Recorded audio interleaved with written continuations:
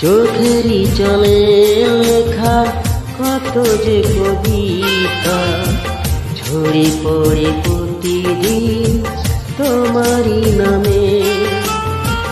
চোখেরই জলে লেখা কত যে কবিতা ঝরে পড়ে প্রতিদিন তোমারই নামে।